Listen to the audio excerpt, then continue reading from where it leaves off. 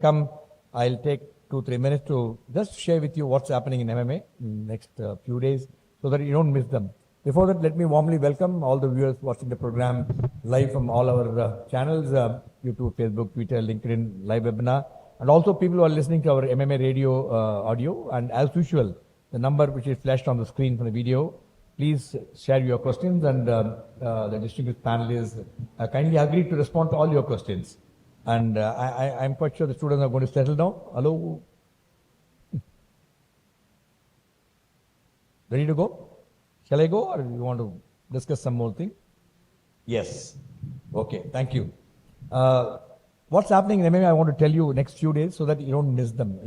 At least you watch it. If you tell me to go only, I'll go. You finish your job? Hello? I'm asking you. You're done with it? Can I go ahead? If you permit me, I'll go. Is it okay? Good. No, sorry. Yeah? I mean, you're all future leaders. I have to listen to you. Thanks. Okay. Now, I hope not online, no? Okay, doesn't matter. The next event is happening on the 28th of Feb. As I mentioned, MMA Amalgamation Business Leadership Award. The award is being presented to Mr. Chandra, the Chairman, Tata Sons. And the registration is already closed. We have over 700 plus registrations. But you can watch it live. Then on the 5th of March, this is again excellent event in search of MSME, the holistic management. We have one of the outstanding professor from XIME. He's coming, Charat Sareen. I think who's ever studied XIME, you know, one of the very popular professor who is the authority on MSME, SMEs, and he's written also a book, and we'll be discussing that along with Mr. GM Kapoor and also one of the MSME managing committee members, Shiv Kumar. Then we have a competition for young managers. Then we have Read and Grow series. Next month is happening on 14th March. Another book, another interesting series. Then on Saturday, 16th of March, we have Women Managers Convention. The theme of the convention this series, Level Up. And we are again outstanding speakers come up. I quickly tell you so you don't miss them, especially these highly subsidized. We charge 1,000 rupees, as again 3,000-4,000 rupees what you spend. The inaugural session, we have Anjali Bansal, Independent Director Tata Power, Nestle, ONDC is going to be delivering the keynote address. We got Nirmala Lakshman, Chairman of Hindu Group, will be the chief guest, deliver the inaugural address and also present the award to the Outstanding Woman Manager of the Year. Then we have 3 very outstanding sessions. One is the new rules of leadership, where Punni Askar is one of the finest architects in India. She done some phenomenal work, and she's going to be there along with scholar Mohan Singh Jatwal. She's the first woman fighter pilot of Indian Air Force. She's going to come, and she's coming from their combat role and to come all the way from one of the forward area base to come and speak to us. You must listen to the woman pilot, how good our endurance and how much focus they are doing actually. That's why I'm telling you, especially young students, you must see them inspired. Not I'm telling you join Air Force, but you'll get really inspired moving and listening to them. Then Meera Nair is chairing that session. We also have another outstanding speaker, Aparna Pobat, former badminton national champion, Ramya Venkatraman, founder CEO of Center for Teachers Accreditation, 2 outstanding speakers again. They'll be talking to us on winning together. This session will be, conversation will be led by Charanya Modi. She is the global head of HR from EFL. Then we have next one, like a boss, hashtag is Bharti Bhaskar. You all must have seen her many a time in the debate or in the televisions. She's going to be one of the speakers along with her. Ekta Kumar is a columnist, speaker, artist. Again, Ekta Kumar very popular. Next session is the very one, Thrive. Why women really not thriving? Why get to some of the issues, what they should not get otherwise. Preeti Srinivasan, founder, Soul Free. You just Google and see Soul Free from Tiruvannamalai, and she got hurt herself at the age of 19, being a national cricket champion, and totally paralyzed. And what she has done after that, I think it's a story you must come and listen. We have got outstanding speakers, followed by lovely lunch, and we have some lovely gifts. You know, every year Women Convention we give some lovely gift hamper, sponsored by Nestle, Cabin Care, Murugappa Group, and coffee day, coffee cafe day. Go colors, almost 7-8 things. So why I'm telling you, good one, and do come if you have time. But other than this, we have a number of programs already fixed at various chapters. At even Chennai, at Foundryman, we are doing that behavioral science approach and how to influence people. Then we have also fund sourcing We are doing one, other one you are doing income tax related shows, how to do the accounting. So a lot of things are happening. Now, coming to today's event is this one book. I'm telling you, start reading this book, will not put it down. So interesting, it's very small book. I remember to have read quite long time ago. But thanks to Sangeeta, really picked up this book. Very interesting. Theme of the book is Who Moved My Cheese, actually. And to talk more and also put you together to entire thing. And you all, especially students who are watching, students who are come here, we do the Read and Grow series. We have 3 outstanding people who support us month after month. One is Sangeeta is here, other 2 are supporting us. We are doing this exclusively for students, actually. And to do that, we do a lot of preparation. We are spending so much of money. The auditorium of this thing for 2 hours cost me lakh plus. We give very good, high quality stuff. We want to really give the best to the students, actually. So you must come, because we strongly believe to be a great leader, you have to be a great reader. That's why we want you to come, take benefit of it and take the benefit. If you don't want to come, watch it. When you are here, put that 1 hour, listen to the speakers. They're all great achievers. I'm going to introduce them. And you learn something good, I can assure you, it will stand you very good. And especially this particular subject is very good. So ladies and gentlemen, to discuss about Who Moved My Cheese, an amazing way to deal with change and your work and your life, we have 3 outstanding panelists, Sangeeta Shankaran Sumesh, and P. Madhavan and Malar Chandra. May I request the distinguished panel to take the place on the dais. Very warm round of applause to our distinguished panelists.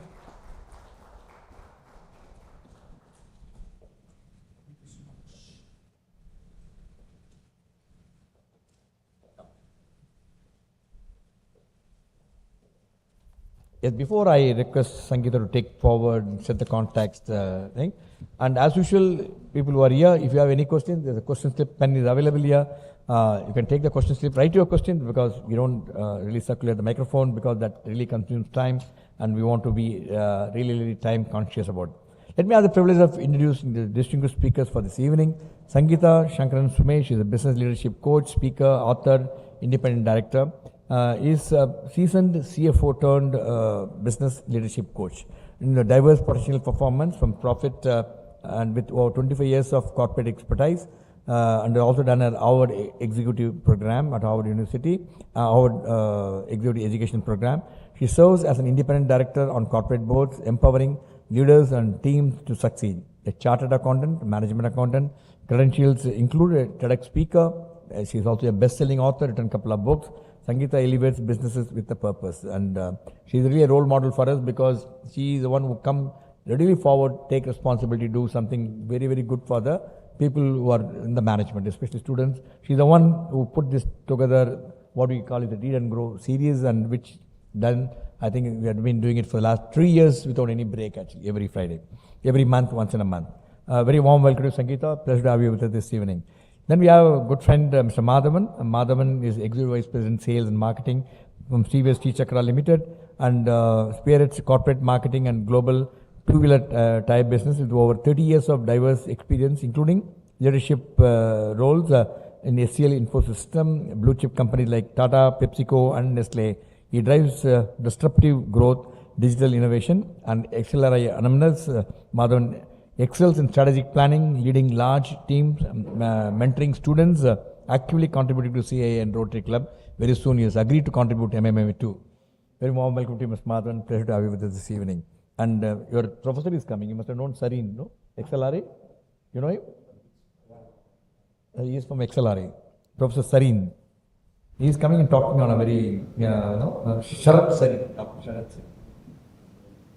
And then let me also have the privilege of introducing another distinguished speaker for this evening, Malar Chandra. Malar Chandra is a CHRO of Propel Technology Group, boasts of 20 years of talent and culture development expertise, championing human capital growth. With an MBA from IIM Bangalore, blends executive coaching with mentoring, fostering individual team potential, community development, impact, mentors school children for future leadership roles, embodying the dedication to continuous learning and organization. In Taiwan, we do a lot of work with a number of school children. At least 7 to 8 schools we are off with. We do a lot of space of work. Surely we'll look forward to connect with you, take a help. Over to you, Sangeeta. Looking forward to a great evening, and especially the subject which you are going to be discussing Risk taking, actually, one point I want to tell you to get so much. Risk taking element is not taking risk actually. In the armed forces, we are always averse to taking risk actually. We'll tell them unless you're short, we won't take because if you take risk, if the loss is tremendous, not the money which can be recovered, you lose life actually. So we are always trained, when you take a risk, taking ability should be then measured risk. Whereas in business, what they will be telling, they will tell you, take risk, nothing will happen, loss, somebody will bear it. I think Sangeeta will brief more on this, how to take risk very, very carefully.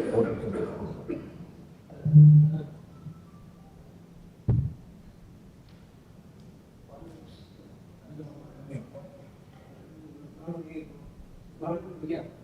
Good. Come here, you'll get. I'll tell you. We all.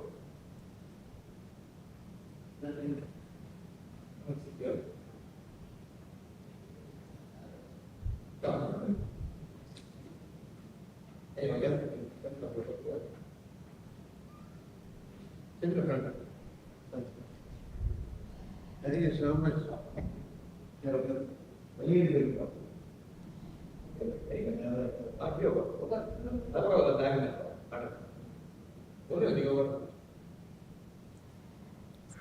Good evening, everyone. Good evening. Good evening, right. So today's book is Who Moved My Cheese?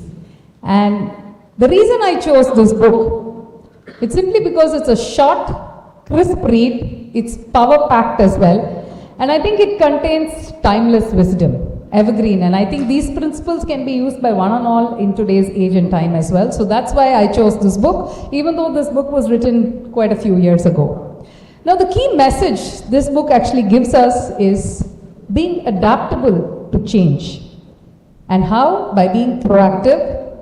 Don't blame, but you take charge of things that are within your control, and that's the most important part, and act and do whatever is required so that you are able to drive the change. What did I like about this book? Some important things this book teaches us is to let go of an old behavior instead of just changing a relationship. Many times we complain about our bosses, we complain about our colleagues, it could be even your relationships. So they say, instead of complaining and letting go of them, can you actually change the behavior? The second important thing it tells us is, instead of changing the jobs, can we change the way we do our jobs? And a very important and powerful question that makes us think is, what would I do if I weren't afraid? Because many times the change, the reason why it's resisted is a lot to do with the fear, right? So therefore, if you're not afraid, what would you do? And that really stuck to me because as a coach, I know how important it is to ask powerful questions. So any change that you're resisting, if you could just pause and think and reflect, what is making you to resist this change by asking yourself this question, what would I do if I weren't afraid? Then it opens up a whole new perspective and you'll be able to embrace the change that you want to. So to give you the gist of this book, this is actually a story, right? It's a story about 4 characters who are looking for the cheese. So the cheese is nothing but a metaphor in life. It can be, your cheese can be your job, your relationships, money, house, freedom, your spiritual goals. Why even to play golf, right? So that is the cheese. And the cheese we are looking for is in the maze and nothing, it's life but which is the maze, right? So all of us are looking for cheese in different forms. And why are we looking for the cheese? Is because cheese is what makes us happy. So he starts off with a small example of Charlie Jones, who's an NBC TV broadcaster. He had worked very hard and he was earlier an Olympic track and field games event that he was in charge of. But he was very surprised and very upset when his boss told him that you're no longer going to be doing this, and he shifted him and asked him to take up swimming. Obviously, Charlie wasn't happy about this because it was change for him, right? But then, even though he felt frustrated and unappreciated about this, he started to move his cheese after getting to know about this. That's what the author says. He moved his cheese.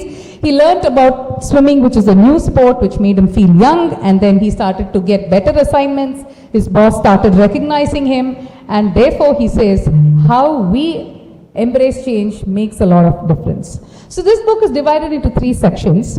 So the first section gives us a kind of an introduction. It's about few friends who are getting together as a reunion, and they start discussing change and how everybody is resisting change for different reasons and different circumstances of their life. So one of their friends, he says, I have a story to share, which is nothing but who moved my cheese. And he says, just by changing the way we look at things, we tend to gain something out of it. And then he narrates this story to his friends. So this story revolves primarily around 4 characters. 2 mice and 2 little people. That's what the author says. So the 2 mice, he's calling them Sniff and Scurry. And the 2 little people, he calls them Hem and Haw. And all these 4 of them were actually looking for cheese in the maze that they were in.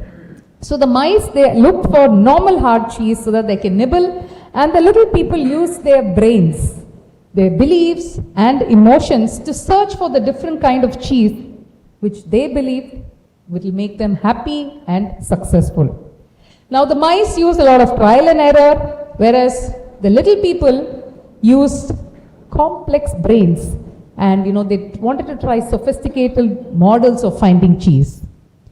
The little people finally found their cheese in a station, the author calls it station C, where they find the cheese.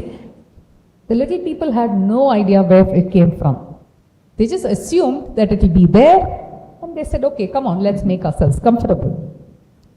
And they just thought life will be happy hereafter because we found our cheese. They didn't think beyond. They also, Hem, one of the characters, says, we deserve this cheese.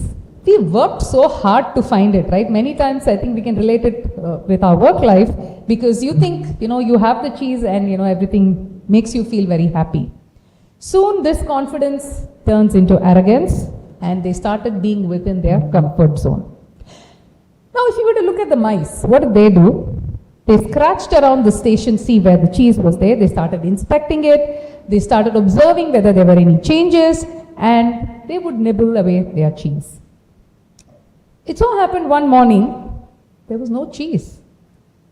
The mice, they were not surprised about it because they had noticed that this supply was depleting day after day. So they were prepared for this inevitable thing to happen. They did not overanalyze the problem, and to them, it was simple. The cheese is not here, so let's go around looking for more cheese. Whereas the little people, they hadn't paid attention to this. So they were unprepared. They started yelling and screaming. This is not fair. And they were in shock and disbelief, saying, how can this cheese go disappearing? And they were extremely unhappy. Now they had to find cheese. And they started looking for other ways. They had to. But then what did they do? They just started to rave about the injustice and they started to get depressed. They said, nobody has warned us this cheese is not going to be there. They were hungry. They were also dejected that there was no cheese. So the author says, the more important your cheese is to you, the more you want to hold on to it. The little people were reluctant because they felt, we are entitled to this cheese. How can this cheese go disappearing? So the mice, what did they do? They went looking for the cheese in other stations. They did not think of anything else but the new cheese. And finally, they find it in station N. That's a new cheese station. Whereas the little people were just starting to get a lot more frustrated. Now, one of the little people, Haw, he started to visualize the new cheese. And he was ready to leave station C and go and seek the cheese from the new station. And he said, I think it's time to step out of the comfort zone. It may be dangerous outside, but let's stop giving excuses and move on from the fear of failure. So he said, can we do things better? So he started painting a picture of the new cheese so that he starts to feel more confident.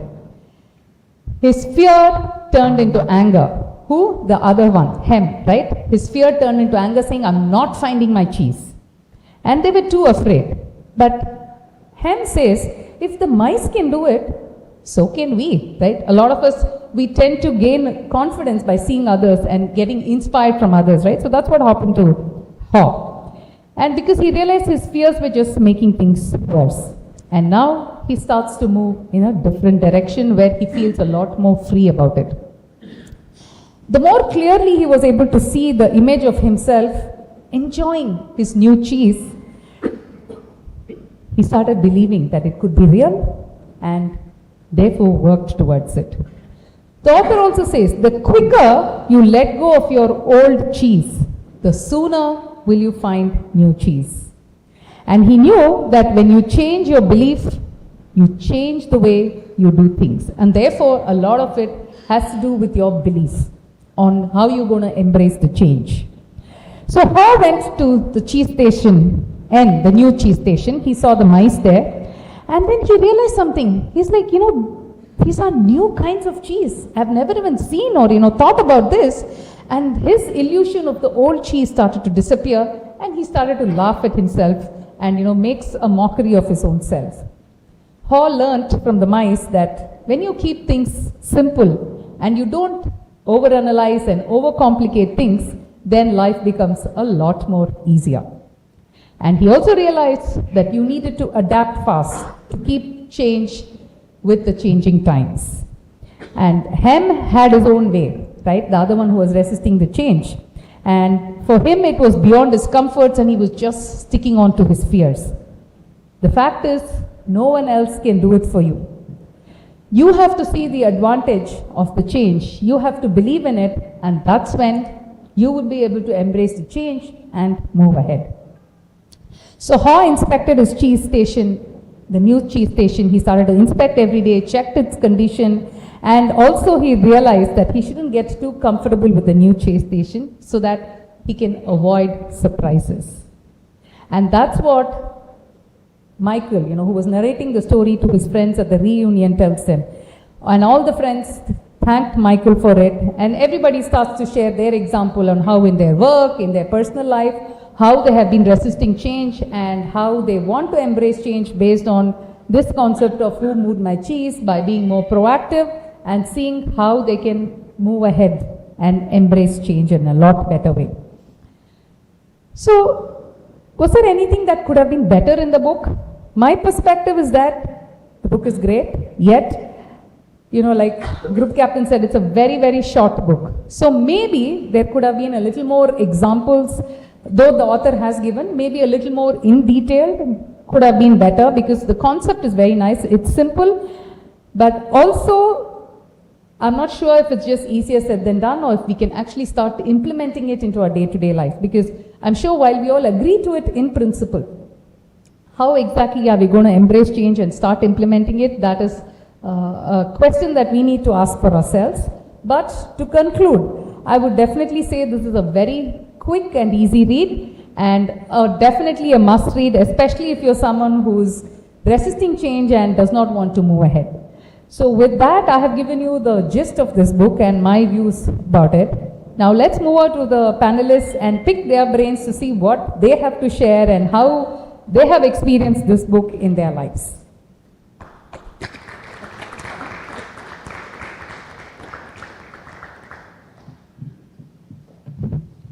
So Madhavan, to you, what are your thoughts on this book and how has it helped you in your life? Have you applied any of these concepts? Thanks. Thank you so much, Sangeeta. Big thanks to MMA for having me over this evening. Before I start, few housekeeping questions. How many of you do not follow Tamil? How many of you do not know Tamil? Is there anybody who does not understand? Okay, so good. First question answered. How many of you do not understand cricket?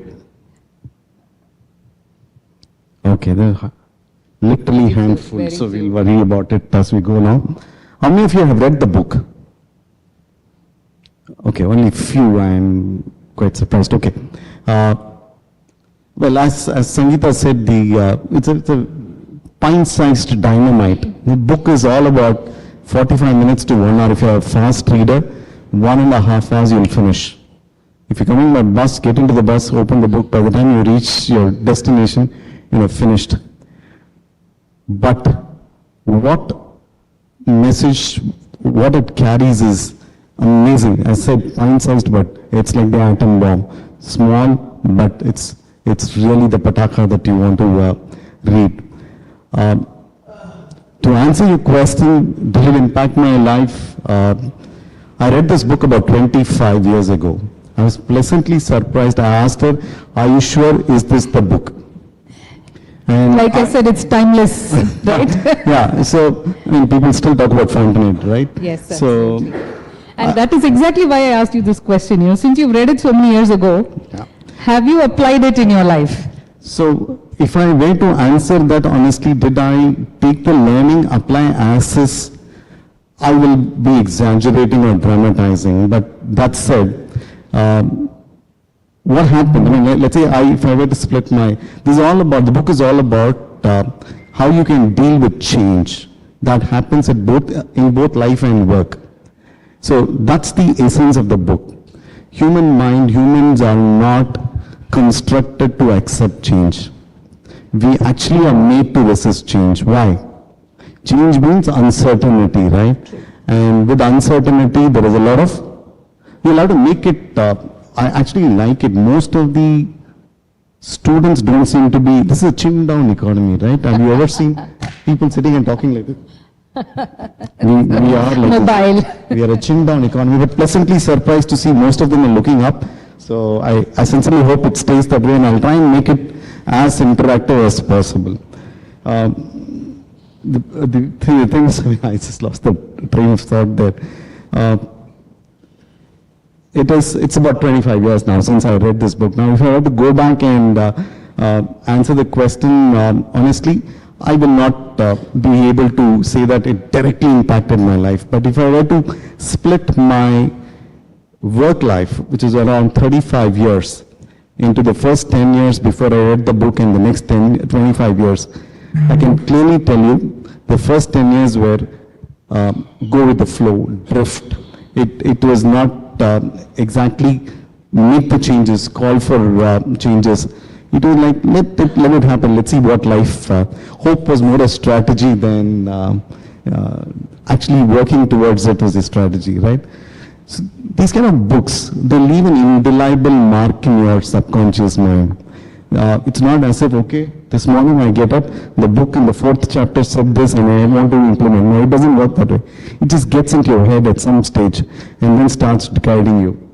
The second part of my life, which is the 25 years, and as I went back to reread the book when you said this, and it did not take more than an hour's time. And I must tell you, if I actually were to dissect the last 25 years, much of what I've gone through is like that character, Mind was resisting change, Right. and then at some stage you said, no, you have to overcome. I'll just complete the other point that I was making, right? We are not constructed to change, right? We actually constructed to resist. We over-rationalize, we overthink our mind. The book is about 4 characters, which are our own selves at different points in time. 2 of them are mice, in the animal form. 2 of them are little humans. I don't know why he calls it little human, maybe because of our mind, right? I think match the mice, no? Match the mice, but it's also there is this thing about we're also small, right? We over-rationalize, overthink. These are 4 characters, but it's more 4 types of us that are there, right? One of the mice is very simple. The mice are called the sniff and the scurry. Those are the 2 characters of the mice in the book. Sniff and scurry, it gives you away. The mice are very hardworking. Do you see a mice quietly sitting in a corner? You may not like them, you may like them. It's busy, right? Looking for food, it just goes around. Either they're sniffing food or they're scurrying for where the food is. That's the mice. They don't wait. They don't keep saying that, okay, I've drawn a strategy, I put a blueprint, it'll work. It doesn't work that way. They just go get it. Human mind on the other extreme is, okay, I find something, I'll sit there, I'll wait, watch, see what happens, and then I move. Now, coming back, again, I mean, I'm going to take another 2 minutes, right? I'm just going to go back to construct this. Why is our mind not made for change? It's because the change is uncertainty. What is there? I don't know what comes, what's in front of me. I'm actually worried. That is a risk. And with risk comes what's called fear. Do you like fear? Something you overthink. The fear is more a demon than actually it is. The fear is more than what we imagine. We don't realize.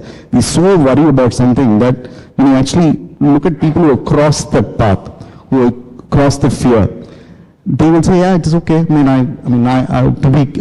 give credit, I have, my mother suffered from cancer. When she was diagnosed with cancer, she would take it as the day comes. And she fought it valiantly for 5 years, never complained about it. She was able to overcome that fear of big C.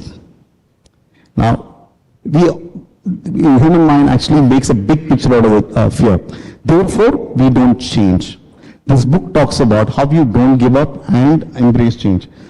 In my mind, a lot of things that I've done the last 25 years is about how I push the envelope very well. I don't have a blue chip management background for the students who come in from these schools, and nor do I have a fancy engineering degree, neither. Am I happy? Have I done well for myself? I believe I've done very well for myself. And at every step, I decided what I want. Be it going up or be it saying that, okay, I'm happy with this now. Can I be gainfully occupied? I'm at that stage right now. So has it helped? Absolutely it's helped. My story is easy for me to dramatize. Since I see a lot of youngsters, can I tell you another story?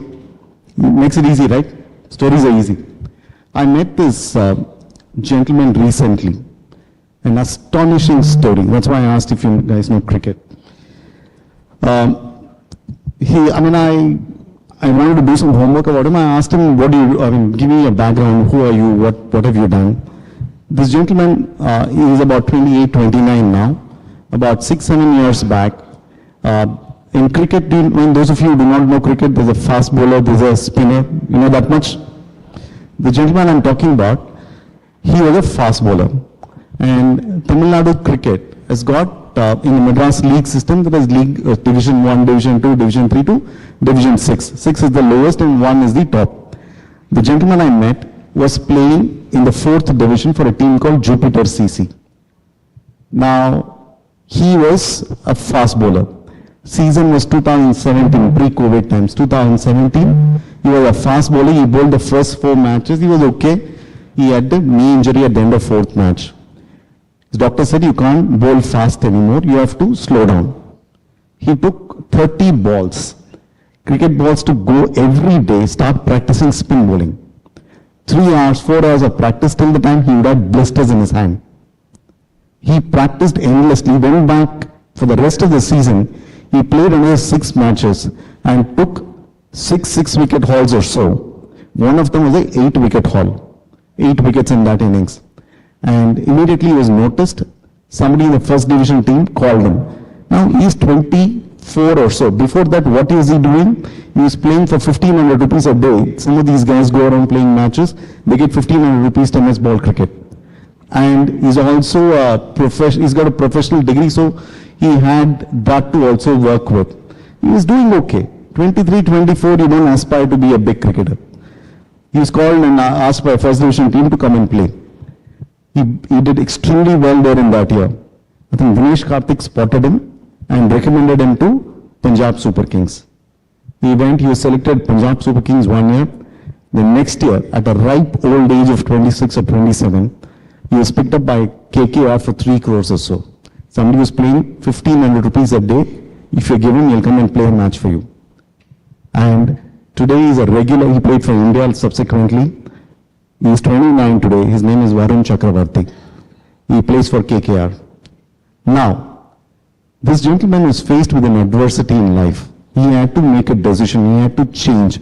He had to pivot. There are 2 ways, right? I stopped playing cricket. Anyway, he's an architect graduate. He can go and continue working somewhere.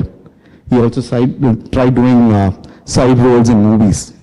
He could have gone all of that. He didn't. He persevered. Face change. Accept that there is something that is developing. Anticipate it. Face it. and then use it to your advantage. Overcome the fear of losing out. That's a great demonstration of how you do it. This book talks about how you can anticipate, accept change, and then take action for it, action to accomplish what you want to do. I'll leave it there for a moment. Thank you, Madhavan, for sharing that. To you, Malar, what did you learn from this? What key insights did you get as an individual? You've also read this book before, so love to hear from you. Thank you, Sangeeta. Thank you, Sangeeta, for introducing me to MMA, and thank you, MMA, for having me here. When Sangeeta called me for this book event, I was in Dubai, and I'm supposed to come to Chennai next week. But when I heard about the book name, I was like, okay, I'll change my plan, I'll come down to Chennai. Thank you. So this is one of the book which is very closest to my heart, because this is the first non-fiction book I read. This book was recommended by my boss in 2004. So ever since, this is the most widely gifted book, and also what we make this book as mandatory reading inside our organization. You can check with Farid and Chakravarti, who's here with me. So both of them have read that book. The advantage of making people who work closely to read the book is, so whenever we discuss something, so though I head HR, I am part of the founding team, and I get involved in other aspects of business as well. So Farid has been working with us for the last 10 years. So whenever you get a chance, you can check with him. So whenever we talk about new initiative, sometimes I might resist change. My background was in finance, so I always calculate risk as well, right? So I kind of resist change sometimes. So what happens is, then he would ask me, is it a hem behavior? That will bring a smile on my face. And then again, he will ask me, how can you become a scurry? So we do this very well inside Propel. So that is something, when I heard Sangeeta is doing this book, I said, I'm coming. So that's how the book is very close to me. And the insights, of course, as I was saying, my background was in finance. So I was working as a CFO for 17 years, and I was working in the same leadership team. So this is our second venture, and this time I have been asked to head HR. So I would see myself as not an introvert, but definitely not an extrovert. Because whenever we hear about the word HR, we think only extrovert can become HR directors or CHRO, right? So I'm like, me HRO, what is this? Then he said, why don't you take this up and try? Because the CEO vision is making the HR move from a transactional to a strategic role. But again, there was a resistance, and I was so scared. And he offered me to sponsor a program in Wharton, and somehow I have always have an academic inclination. So when there is a learning, I will take it up, and especially this is Wharton, and I'm not going to pay for it. I'm like, okay, let me take it up. So I took this course. It is a 1-year course, and I met a lot of interesting people. I learned a lot during the course, and I've been heading HR for the last 2 years or so. I think this is one of the best decisions I have taken in my life, because as a person, this has helped me to become more confident. In the sense, I'm breaking my belief system. I have been believing that I'm a person who doesn't talk. Now, I broke the belief system. I think that is the biggest freedom we can get, the ability to break our own belief. So that's how I could tell Sangeeta that I use this book in my life. That's very, very nice. Thank you so much, Malar. And I think, yes, a round of applause. And I think this is a live example of how initially she resisted change and then embraced it and doing a fabulous job about it. So I think that's definitely a live example that we have. So talking about beliefs, Madhavan, to you, and this is something as a coach, and you're also a coach. So you know how it is when it comes to the beliefs, right? And then changing it, because a lot of these beliefs stick onto our head, and we ourselves conclude that, yes, I can do this, I don't think I can do this, and even though you may have the potential. In fact, just this afternoon, I had an interesting coaching conversation with a client who is very, very good. You know, his skill set is good, potential is excellent. And in his mind, he says, I don't think I'm good simply because he doesn't feel confident when he speaks in English. Though he speaks fairly decent English, he thinks like, that's why I'm not good enough, and you know, these are all his inner beliefs. And the book also says, the old beliefs that we have do not lead us to the new cheese. So what are the ways that, you know, you can change the inner beliefs? Because a lot of these negative talk that we are doing doesn't sometimes comes in our way, doesn't help us to grow. So what would be your recommendation on how to change these inner beliefs that we have? Let's be a little more theoretical in my attempt, right? Yeah, I mean, the book extensively talks about how you can't do the same thing and expect different results, right? Absolutely. Very famously said, do the same thing and you'll get the same result, right? Don't expect anything different. Book talks about that beautifully. And where one character makes up his mind, which is my favorite character, and I see a lot of myself in that character. The name of the character is Haw. Hemming and hawing, I'm sure you all would have heard this phrase when a lot of people talk about, state that so-and-so is frustrated, so-and-so is very disappointed. They say hemming and hawing. But I think there's a flaw to that haw in this story. Haw is a character which is initially very disappointed. I can't do this. What has happened to me? We externalize, right? We externalize. First reaction is when somebody says that, look, this is not appropriate, or this is not right, or this is something which you cannot do, or which you should try.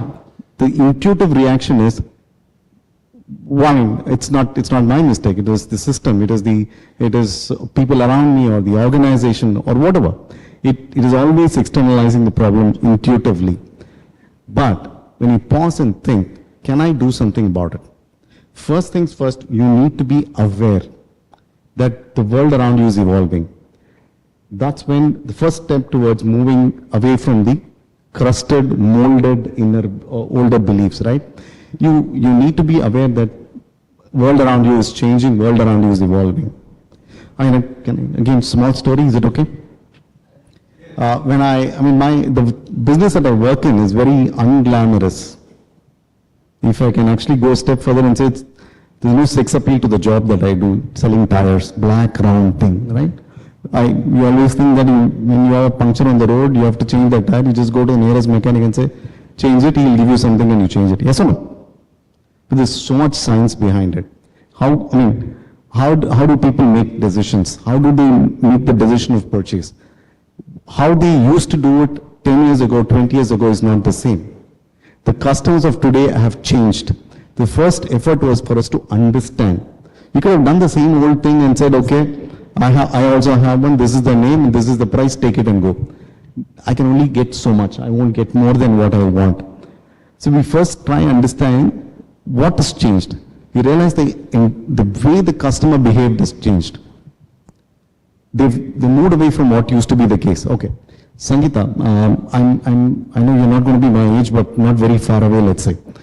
Question to you about, let's say, in your younger days, did you go out to a restaurant with your parents? Yeah, of course. Yeah. When you went to a restaurant, let's say, this is what, in the 80s, 90s? Yeah. When you went to a restaurant, what did you, let's say your father, mother, you and your sibling, what was the first thing you did? Look at the menu. Second thing? Order the food. Place the order? Yeah. Third thing? The waiter brings it for you. Food then? Fourth You eat thing? it. Okay, right. Okay, who's the gentleman? What's your name? Bharat. Do you go to a restaurant? Yes. Okay. So what happens when you go to a restaurant? You order the food? First QR code, scan, take a look. This is the menu. Right? More often than not, you have done your homework and saying that, okay, this is the price, this is what it is. Yes? Yes, no? Yeah? Okay. Anybody disagreeing with Bharat, feel free to engage, okay? Then you order the food. Right, Bharat? Once the food comes, what happens?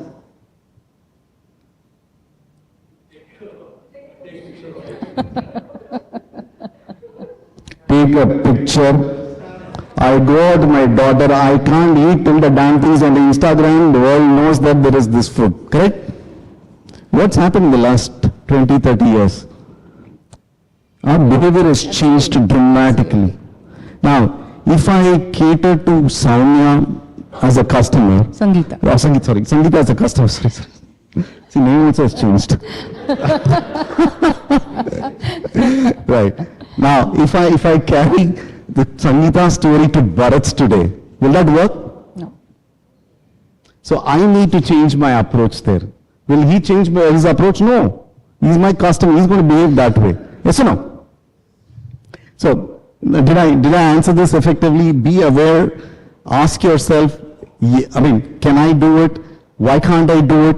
What if I do it? Visualize what are the gains that you get out of this, leaving out the odds, dropping the old habits and changing.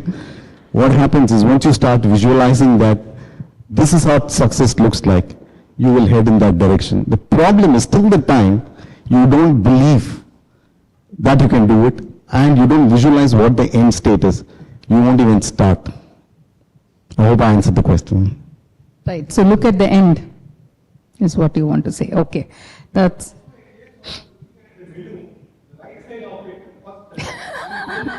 Sir, that was our The time. pricing. Sir, that was our time. Today's kids don't bother about that. Parents? Your pocket money, sir, if I go by a hair color, was like mine, 5 rupees, 10 rupees pocket money. Today they don't know that the denomination existed pre-Akbar Babur era. That's true. Yes, yes. So, Malar, to you, you're also a coach, and there was this powerful question that I mentioned. What would I do if I weren't afraid?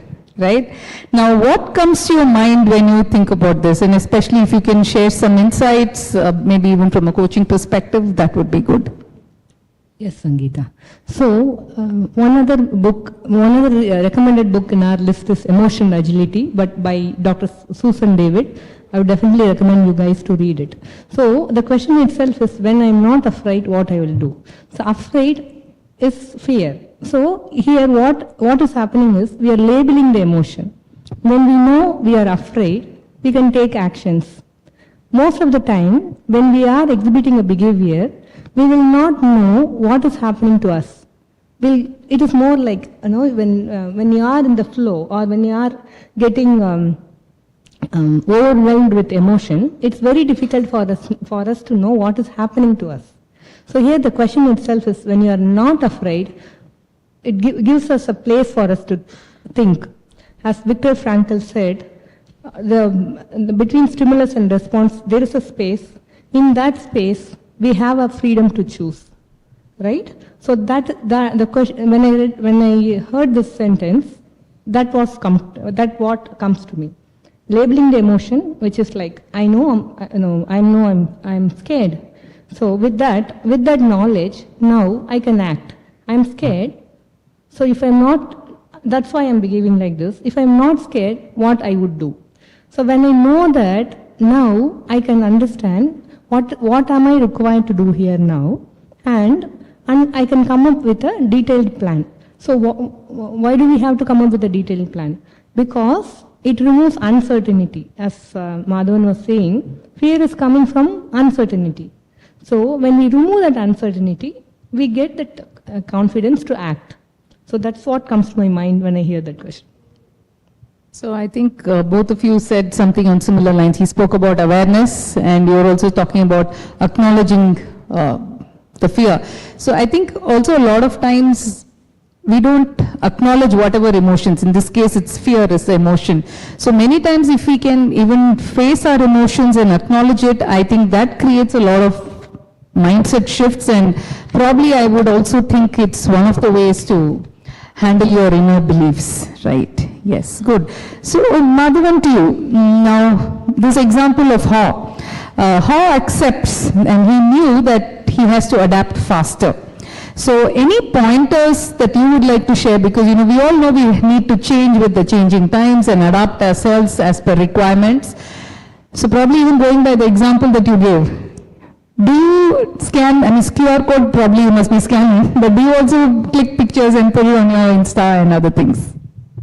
How do you change adapt yourself to the change? My fear is, what if I post the wrong picture in the wrong place? So, fortunately, Sangeeta, I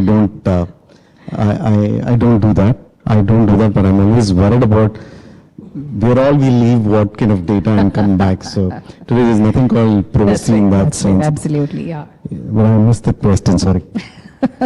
So my question is, any pointers on how one can adapt to change easily? Because we all know we need to adapt with the different changes that are happening around us. So what would be your recommendation to say how one can adapt to these changes? So, I mean, I'll be actually repeating now. That's the unfortunate part because the book is so small. You just go back to the same thing. You could cover it up with your wisdom. No, the thing is, I can give you plenty of instances in life. What, you want more story? Yeah. I asked to, have you heard of this gentleman called Richard Branson? Yeah. Okay, I worked for him and I've interacted with him a few times. Okay, so very early on, he realized that customer service is the king. And if he got that right, he can get his business going. Now, in a sense, taking a change from what you did and then picking up one area to work on. I met him once because I'd taken over, I was one of the founding management members of a company called Virgin Mobile.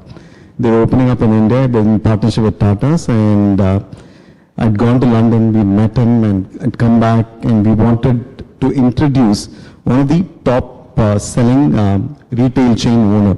We were coming out with a mobile phone at that time, and we wanted to start with chain stores. I mean, it was a little early in their times, the chain stores were not big. Today you have the Purvikas and Vijayas of the world. It was not that big a market, and the chain store market is not that big. There's this company called Universal. I don't know how many of you have heard. Yeah. Okay, looks like some of you are skilled in your pre-KGs or KGs. So I'm talking about circa 2005, 6, 7 types. He was the biggest retail chain owner in the country, and out of Chennai, and I used to live in Delhi. We came down and meet him, and he said, I won't sell your product because I don't know you, but if you introduce me to Richard Branson, I will sell. Now, it's like this, Sangeeta says, come and speak at MMA. I says, if make Modi call me, I'll come. It goes to me like that. And I know, I was walking out of that his office in Alvapur those days, and there's a white gentleman who traveled along with me. He said, wait. Those days we had this BlackBerry, right? He sent a mail to Richard Branson's office at about 5:45 or so. 6:02 we got a reply. I am in India on this date in Delhi for a Virgin Atlantic meeting. Please ask this gentleman to come and meet me at the Park Hotel in Delhi. Wow. And I don't know what hit me. So we told him, we went back to his office, we told him, okay, we'll get you to meet Richard Branson, will you buy? He said, don't worry, I'll take care. Now, we flew him to Delhi, we made him come to us earlier, made him wait for Richard to come in. Richard Branson walks in at 5 o'clock. Richard Branson is like your Ratan Tata or Birlas of the world, right? And to give people an understanding who he is, he's a very big businessman, and he owns a brand Virgin which is large in multiple businesses. Now, we walk in at the Park Hotel. There's an entrance to the swimming pool where along the pool side there was an event. So we were told, wait at the entrance of the swimming pool. He will come and meet you. So me, the gentleman, Universal's owner, Satish, and I don't know, one more person was there. I don't know who it was. And Richard strutted down from his room at Park and he walked straight to the swimming pool. He looked at me, he didn't recognize me obviously. I'd met him a week before, but I think all of us looked the same to him. He looked at me, I said, I'm not the chain store man, he's the person, he's our customer. What do you think Richard Branson did immediately after that? The moment I said, so-and-so is the customer. Imagine he is the Narayan Murthy or he's the Ratan Tata of that company. So he was wearing a white shirt like what I am. He had his sleeves rolled down. He unbuttoned his sleeve went on his knee, one down, and cleaned his shoes. Oh. You know what message he was sending? Anything for a customer. Now, this is what it is, right? You pivot, overcome, and he didn't have any qualms. He says, I'll do anything if it's a customer. That's what it is, right? Wow. A small lesson on how do you make the change and how do you live the change. What happens? The rest of the organization also has to do that. If he does that, as an organization, all of us have to be very customer focused. That's about it. How do you, I have no choice. How do I then pivot to change there?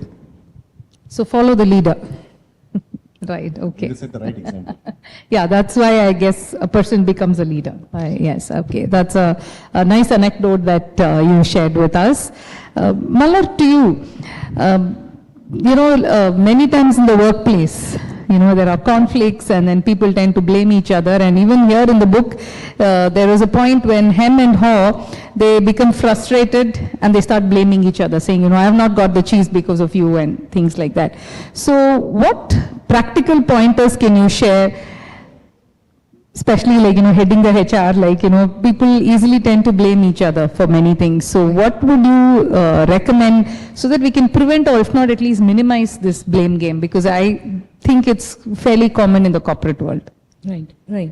Okay. So, if we take a step back and understand this question, when do we blame? Any answers? When do we tend to blame others? When you want to pass on the buck? When you want to pass on the blame, or you don't want to take the responsibility for it. Right. When we do not want to take the responsibility, that could be one reason. Anything else? When do we generally blame? Whenever things go wrong. Okay. Again, it's a responsibility. Let's park it in responsibility bucket. Anything else? Fear. Okay. Come on, students. Anyone? Sorry? When we fail. Okay. When we fail. Okay. So, I'm reminded of my kids, anything that goes wrong with them, they'll say, Amma, this is because of you. Right. Okay. Sorry? Somebody said I agree. I agree. Okay. You do that too, yeah. All right. Okay. Yeah. So when generally when we blame is like when there's a fear of failure and when we do not want to take the responsibility. A third thing is it is an identity thing. What does it tell about me? When I do something, if I accept it, what kind of person I am? That's the biggest fear for all of us. That's the biggest thing why we tend to blame, right? So what generally we do is, this is definitely not on the being, not on you as a person. We generally focus on the action, which is on the doing. So there we can create a difference between being and doing. Though this sounds like a theory, but definitely this is doable. So, we created a separation between doing and being. So that creates a space for us to think. Most of the time, when we do not have the space, we tend to overreact. So what generally, not only in my organization, we mentor a couple of other startups as well. So this is something, we have tried, tested, and it works. So creating a space between action and doing, that creates a space to think, and that reduces blame, one. The other thing is that when people tend to blame, it is more about what if questions, right? So when we help them to see what is the worst case thing here? What is the best case solution? What is the best thing it could happen? So when people were able to visualize the best things, then they go into a planning mode rather than from a blaming mode. So I think these are the two things that comes to my mind, Sangeeta. Nice. But I would like to hear from you as well. As you have extensive coaching experience, how do you handle it? Yes, so I think once they start analyzing and getting the awareness, right. if they can just deep dive a little bit to say and ask themselves this question: is it really the failure or the responsibility what is caused? Is it really because of the other person? I think once they deep dive inside themselves, I think that creates a lot of awareness, and And also, like, the horse, it has this blindfold, right? Like, it just look in one particular way. Just remove that and look at things from a lot more open perspective. And also, more importantly, view things from the other person's shoes. I think then it opens up many different things. Like, the number 6, if I show it like this, it's 6. Whereas when you turn it and show it, becomes number 9, right? So it all depends on how you view things and shift your perspectives, and it opens new directions, is what I think. agree. Yeah. Right. Okay. Wonderful. Wonderful. To you, Madhavan, the book talks about the 4 characters, Hem, Haw, Sniff and Scurry. So I'm curious to know, do you look at your team members that way? Do you classify any of them? Do you put them into any of these buckets? Yes or no, and why or why not? No, I don't do that. But you have all types of characters. Absolutely. You have all types of characters. The key is, who do you want more? Obviously, most companies will want people always looking, the 4 characters. I'm just reminding people who haven't read. My humble request is, 160 rupees is the book. I bought it again. I don't know how many copies I have. Honestly, I must be having at least 2 more copies, plus 1 or 2 soft copy versions. It's worth. Buy the book, read it once, and you will thoroughly enjoy. That's my humble request. To answer the question, do I evaluate or assess people as hem, haw, or scurry, or sniff? No, I don't do that. But I only hope that being a challenger brand, in my category there are 2 behemoths that I deal with, 2 very good brands that I compete with. It is extremely challenging for us. Under these circumstances, I would require to have more of these sniffs and scurries, and ensure that I don't waste time with the characters called hem. So one thing I quickly do is, if there are hems in the team, we don't hem and keep them in the system. We just knock them off very, very quickly. Right. Make sure that you show them why they have to be exited, and then move on. But there's this, depending on the life stage of a company, you will have more of sniff and scurry in some companies. If you're a challenger brand, and if you created that culture and atmosphere, then you will have the mice in the team. And if you're a slightly more settled brand, you will probably have more horse who will be comfortable, who will be a little complacent to comfortable in that spectrum. You keep pushing them, then they start delivering. Because with experience, you get more result there. That's what happens. Honestly, it doesn't help if you bucket them this way, because you start having a very biased view. But you ensure that don't waste time with him, but make sure that there are more haws and sniffs and scurries in the right function. Right. If you're in strategy, you put someone who will fit there. If you're in marketing, you put a person who's lot more sniffy, and so on and so forth. So I think that's a very valuable message you've given, especially for the students, so they know that they shouldn't be the hems. They should adopt the right values and the mindset when they are approaching work, because that's the view of leaders in the corporate world. Yeah, actually, children these days have enormous opportunity, but it's also a very competitive space. Now, the distraction quotient is also very high. Absolutely. Which we never had. We had no choice but to whatever little resource that we had to make use of it, make sure that we fought our way up. Today, while you have opportunity, your distraction being so high, you can actually fall by the wayside very quickly. And unfortunately for you in this generation, the world is a lot more unforgiving. Unlike in our times, it was forgiving. I missed a few years, I can make up in the next few years. I don't know whether that opportunity is there with you. I hope I'm wrong.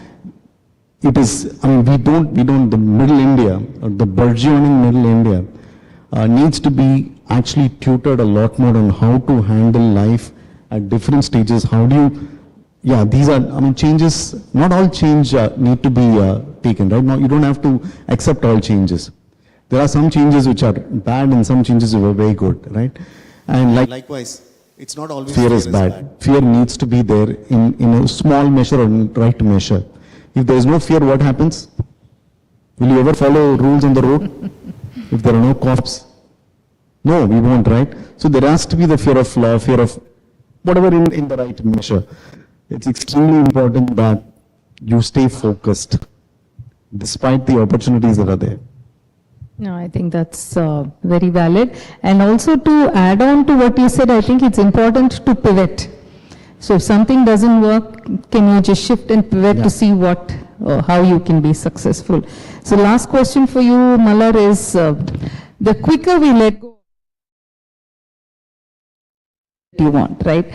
While that sounds so nice and easy, sometimes we are so used to seeing things and, holding on, and we want it in just in one particular way. So what are your thoughts? How can we let go of this? Because, sometimes when we haven't even experienced or tasted new things, we don't know what it offers. And of course, it's because of the uncertainty that we were talking about. But what are your thoughts on this? Yes, Sangeeta. Most of the time, since I am from IT services company, I work closely with college students. These are engineering graduates just out of college, and they join us. So what happens is, most of the time they will say, I want to work only in this particular technology. My friends are working in this technology. I want to stick to this kind of this technology alone. And sometimes some of them might struggle in coding or development, and if we offer them other career options like maybe quality assurance or business development, or working with maybe being associate with in a client project, or any other career choices, most of the time they will resist. So it is very when we are holding something very closely to us, it's very difficult for us to see the other things. It is more like pigeonholing, right? So it's very difficult to see what are the other options we have. So most of the time it is very difficult when they say that, I do not want to take this technology, I do not want to take this role. But as a mother, and also as somebody who works closely with them, when they're ready to change, only they can change. We can't do anything more than that. So what we do is, we generally provide them, we tell them, right, as Sangeeta was saying, pivot. Like, why don't you try this for 3 months? Give it a try for 3 months. Let's see, how it is going. If you really like, then we'll see how do we work together. If not, then, maybe we'll move on. So that's the choice we provide. But most of the time, people will enjoy the change. Just that, when they were not able to see it, and I was talking with someone today, this girl is an engineering graduate, and her parents want her to take up coding, and she thinks, she also believed that, she want to be a software engineer, and she was finding it difficult. And then, we were offering her other choices, and she said, no, I do not want to do it because people will laugh at me, my relatives will ask, why did you do this? Or even I am not convinced with that. We said, okay, try this for 3 months. If you really enjoy it, because we all know we spend considerable amount of time in our career, right? So you try this for some time. If you really like, then we'll have a conversation. She took that, and she has been doing it for a month and a half, and she came to me and said, I'm enjoying this role. This is what I wanted to do for the rest of my life. So that's the, for most of you, you have that freedom to choose. So when I was just out of college, I didn't have that freedom, and I Sangeeta also. At that time, we had very less options. You have options. Maybe you have to try new things and see which one kind of fits for you, and which one you like. So again, when I answering to Sangeeta's question, it is about trying new things to understand, and when we let go something, you will definitely get into something which is something you may not know what is that you are looking for, but definitely you would find better things. That's very, very true. But also if you were to look at it from another side, choice can actually confuse so many things. When you have so many options, sometimes you're not sure what is it Right. you want to pick. But yeah, everything has pros and but cons when we to give it. the Yeah. time, let's say Yes. the water, in Tamil they will say, தண்ணி கலங்கி இருந்தா கொஞ்ச நேரத்துக்கு அப்புறம் settle ஆயிடும் இல்லையா? So True. when people are confused, we have to just Give the time is the best thing, absolutely. My brother used to say, if at all, if somebody, if one of our children wants to get married, and we would say, no, okay, no worries, you can get married with whomever you want, but let's wait for 3 years or so. So if they are still want to get married with that person, that's fine. So some of the time, we have to give time for our decisions. And when I say time for the decision, it's more, we have to act on it. It's not that we have to, True. Just Very valid, very, very valid, yes. So we've got a lot of questions from our online. So do I ask questions here or take the online questions? Anybody, any questions?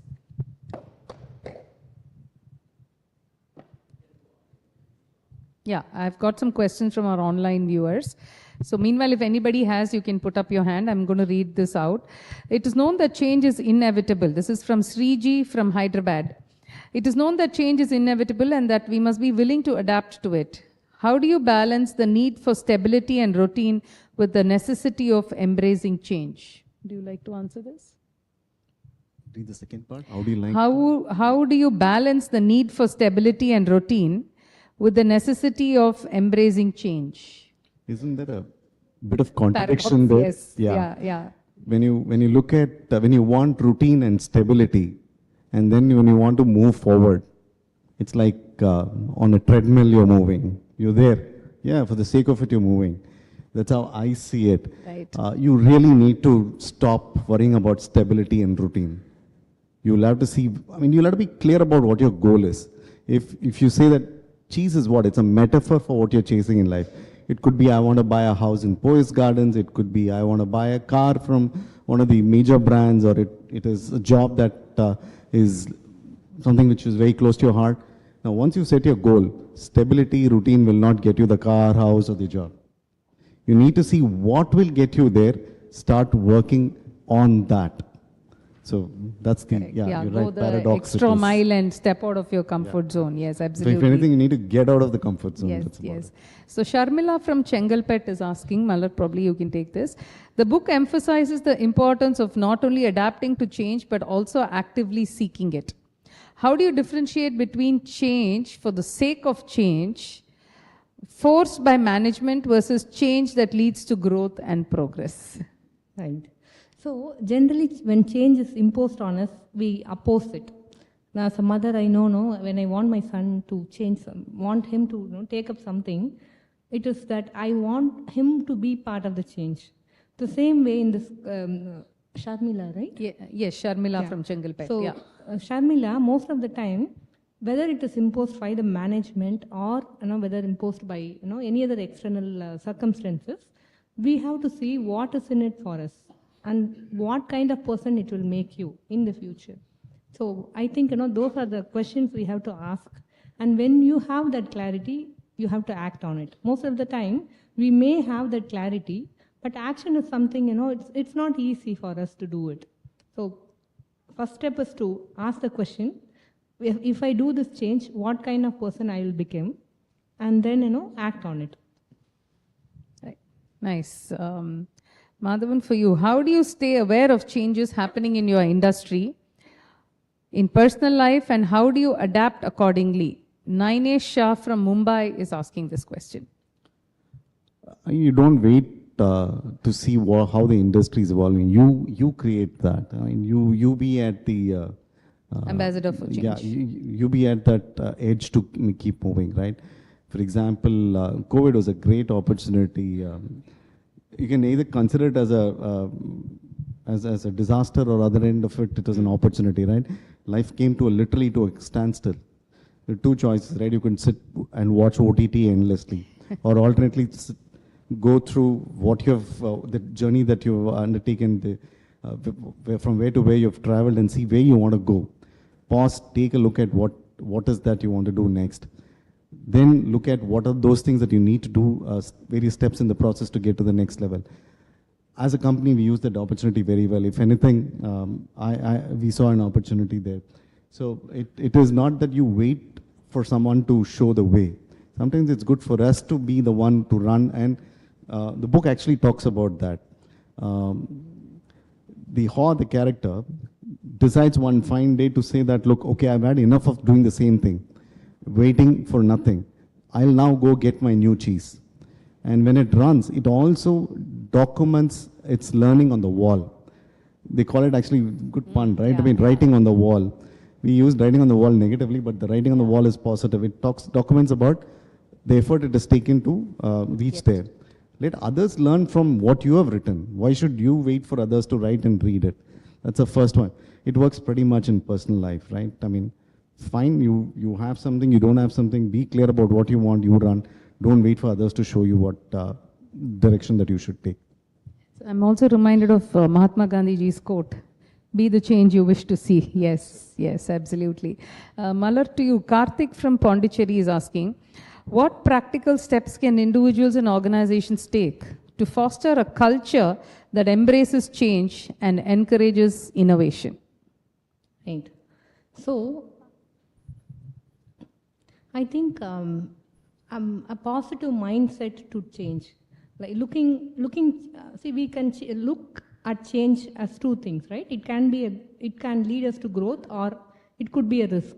So, looking at change as growth is something organization can look at, and even as individuals, when we start looking at change as a growth possibility, that is something, will be really helpful for us. Also, looking at our life itself as an experiment. See, there is nothing called good and bad. So whatever happens, there is a learning in it. So if I see that as a machine learning model, the model has to learn from the data, right? So same way, whatever experience we encounter, see that as a learning, adapt to it, and make it as a version, like, version upgrade. So I think, that is something I would suggest. That's interesting. Any questions from here? Because this is the last question that we're going to ask. Anybody ready with questions? Please think of it. Okay. Yes. Yes. Mike? Yeah.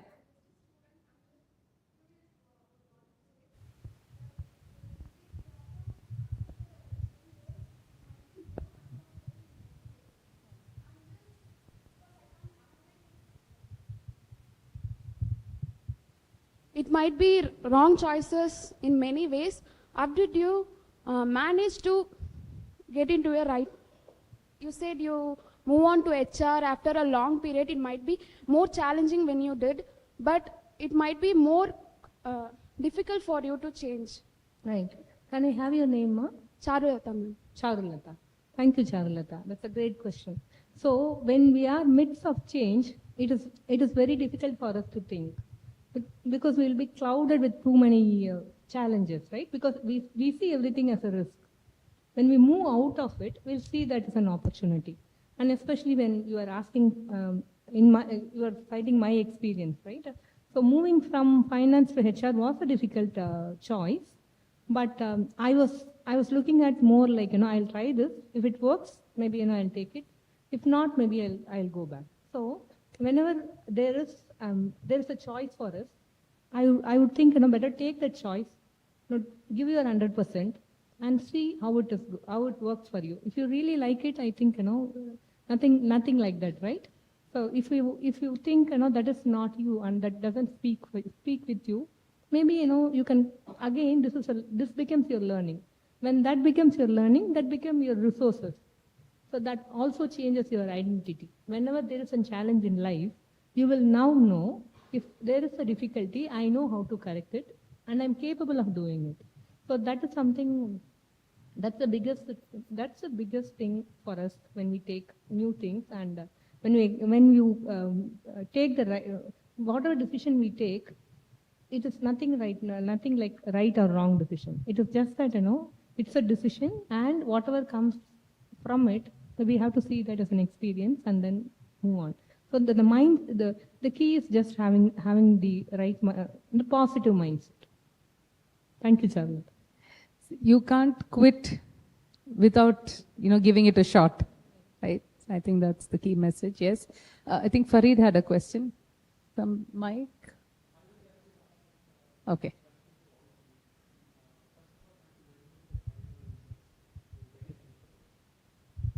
I think I'm audible. Yeah. All right. So That's my for the question recording. is, so what step one should take to sniff the changes? Because many times the challenging part is whether the change is happening or not. So whether the cheese is moving, that awareness is very important. Only then people could, think about the change and embrace the change. But my question is, what are the different steps one should take to sniff the change? It's the two ways, right? One is when you yourself said, be aware when there's change happening, you be ready to embrace the change, right? Second is, be ahead of the curve. You move the cheese yourself. You say that, look, okay, fine. For example, if I were to be one of those young students sitting here, I've done my engineering. What next? I want to pursue a higher education. Could be MBA, it could be whatever. Now, can I get that from an institute of greater repute, or where that particular course is recognized? I have to get to IISc only. Now, what happens is you move the cheese. You're not waiting for the world to say that, look, only if you go there, you will do well. There are two options with you. You wait or you make the move. What happens is once you do that, then you have no choice, but you start working towards it. Sure. So, good. There are a few more questions, but I think we are running out of time. So, I have only one general statement to all the young friends we have here. Patience is extremely critical. When we talk about change, it's not about changing jobs frequently. Okay? That's the first understanding you should have. Changing jobs, changing friends, boyfriends, girlfriends, no, that's not what we are referring to here. Right? Yeah, toxic relationship or a toxic workplace, you should quit. That's different. Patience is extremely critical. Go back and look at, if you want to be a successful professional or an entrepreneur, look at professionals who are heading various companies. 90 out of 100 will be ones who stayed the course mostly in the same system or in similar system. You don't make the change by moving like this. You make the change by moving like this. I'll leave this with, yes, leave you guys with that message. this is the world of instant gratification. So, beware of that. Yeah. Thank you. So, ladies and gentlemen, I'm sure you'll all agree with me. We had a fabulous discussion on a very, very fantastic book. I think all people of my age, including those who are on the stage who are, younger to me, all of us in our generation would have definitely read this book. And that used to be the case those days. One book which is good, I think most of us used to read it by way of mouth. There was no LinkedIn, there was nothing to promote. But all of us, a book is good, all of us would read. I don't know if that is the case these days because youngsters, I don't know how many of you actually pick a book and read and how many of those books get read by so many like we did in our times. It's a good habit. Please pick up a book. Like Mr. Madhavan suggested, this book is very, very extremely good to read, and the kind of questions that you people are posing, I'm sure there's a lot of things in your mind, how to adapt to changes that are going to happen in your life. You're all very young, long way to go. So many changes will happen. So I think this book will actually give you a lot of idea as to how to deal with those changes. So we had a fabulous session. Let's give them a round of applause, all three of them.